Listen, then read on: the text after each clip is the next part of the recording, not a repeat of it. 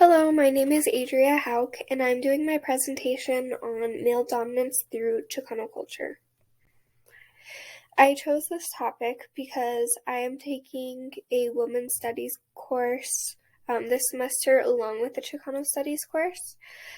So I've been able to really combine what I've learned from both classes to help me understand what I'm learning to a different degree. I've had a huge focus on the treatment and roles of Chicano women in particular because it is incorporated in both classes. It has overall helped me understand some of my older family members' norms and why they think the way they do. It has also helped me understand myself and my upbringing. So, for this presentation, I will be using Bless Me Ultima as a prime example. Chicano women are seen as inferior to men, and this can really be seen throughout the novel. They're expected to be passive and pure, and are expected to stay in the home to complete tasks such as cooking, cleaning, and taking care of the children. In Bless Me Ultima, there were several women, but none of them were really main characters except for debatably Ultima. Throughout the book, Ultima is seen as powerful and brave, but the power was seen by men as dangerous. They really wanted to get her because of that. At the end of the book, we find out that all of the power that we've seen wasn't truly from her, but it was from the owl that was by her side the entire time. I really think this reinforces the idea that women are unable to be strong by themselves. They have to have someone else with them to help them. And it kind of disappointed me that the book had no strong female characters, but it didn't really surprise me.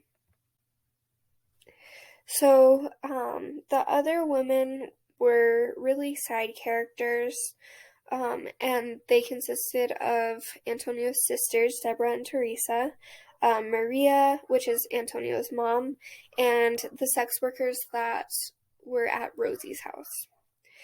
So Antonio's sisters were rarely talked about, even though they lived in the same house as him. And it was obvious that their parents had higher standards for their sons than they did for their daughters.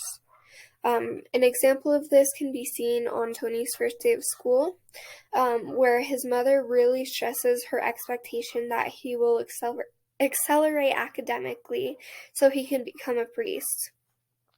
We never really see this talked about with his sisters. In fact, their futures were never talked about at all. Their father also talks about how he wants all his boys to move to California to work, but never says anything about the daughters coming with or what he wants for the daughters. Antonio's mother never really leaves the kitchen throughout the novel, and she was always seen as an emotional character that always worried about her children. This reinforces the expectation that women belong in the home, and reinforces the idea that women do belong in the home because they are so emotional.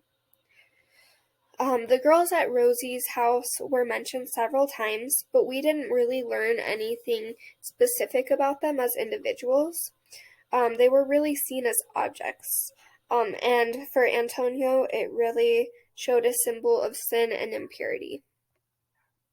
So this class has really helped me learn a lot, and I think I can take a lot of this and become a good social worker because of it, which is what I want to do in my career. It's really important to understand culture as an aspect of helping people. So putting what I've learned from this and seeing how Chicanos may not want to be helped will be huge. It has also helped me understand my family, become more self-aware, and it'll help me educate future generations. Thank you.